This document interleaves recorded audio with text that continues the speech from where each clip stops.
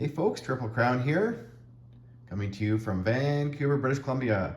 This is Operation J1, Round 3 summary.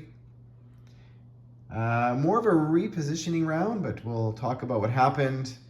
The Japanese economy continues to grow. They are now at 81 IPP with bonuses. The Americans they're rolling poorly still. They're at 54 now with their base income, pre-war income.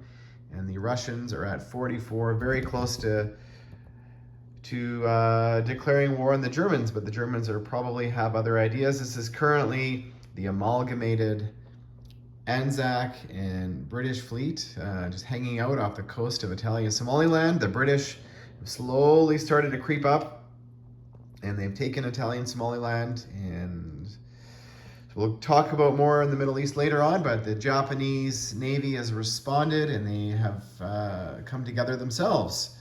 They currently have more naval vessels and they're sitting at a naval base, so a little bit of a standoff here happening in the, I don't know what this area is called. Anyways, the area off the coast of Madras. So nobody wants to inch forward yet. The Anzac have built a couple fighters and they are still not able to build boats.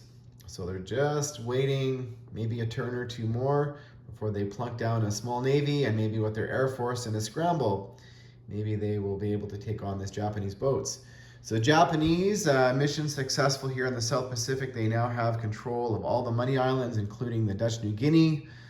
So that is a success for the Japanese. Over here in South Asia, the Japanese have not had the resources yet to venture into Burma. However, maybe a turn or two away before they start heading towards Burma and trying to close that Burma road and denying the KMT a bonus of 5 IPP a turn. The Japanese continue to build as many units as they can to fend off the KMT, the CCP, and now the Russians, who are sort of playing a little bit of ping pong here up in Amur. And I think the Japanese are going to be okay. Like, they're not at threat of losing anything. However, they don't have enough yet to go on any offensive push any direction. So, but when the Russians, if they decide to make a push into, Chinese territory, the Japanese can respond. They've got some naval transports there. Japan did start building some navy last turn. So they built seven ships, all smaller, a couple submarines and a couple destroyers. The Americans built a carrier and 2 submarines. So America's trying to catch up in regards to capital ships. So that's kind of what's happening over here in the Pacific. The Italians have complete control of the Mediterranean, and there's a little game of seesaw happening in the Middle East for Iraq.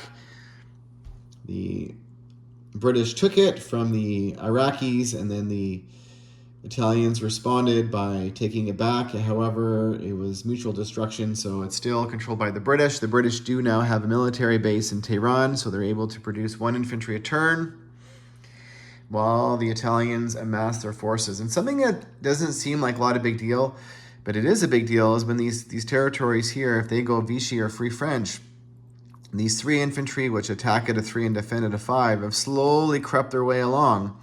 And they're a little bit of a problem for the Italians, kind of a sideshow happening.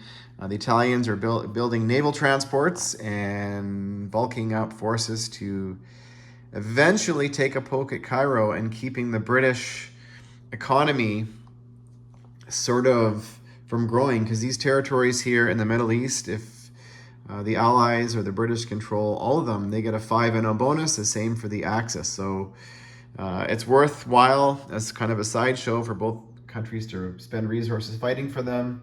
The Germans dropped off a couple infantry via air transports, an infantry and an SS infantry, and some Luftwaffe down here in Tobruk. And there's also some more Luftwaffe over in Syria. So the Italians are kind of having their way a little bit. The British finally sank the Graf Spee. The 2 submarines came and I think it went to second round. And The Grafsbury did not get a chance to return fire.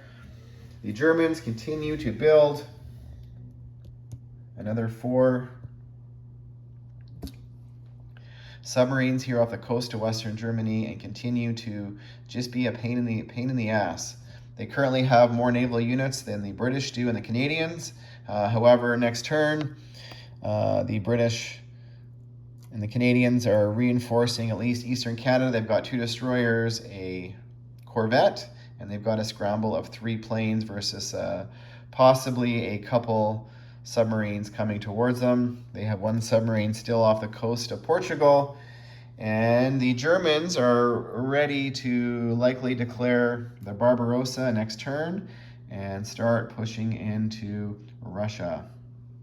So they currently have a large stack of units here sitting in Romania and some fast movers in Bulgaria and Hungary, as long as Warsaw and Elbing, and also in Valpuri and Helsinki. So we'll see what happens when they declare their Barbarossa. How are the Russians going to respond? They have a pretty healthy economy now. They've got 44 to spend next turn, so they're going to be able to, bulk up Moscow. So that battle is coming. So lots to look forward to in this game.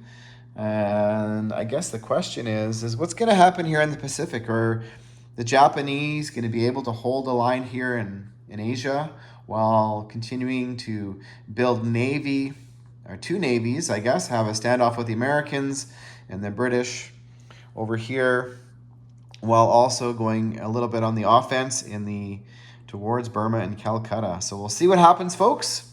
Stay tuned for round 4.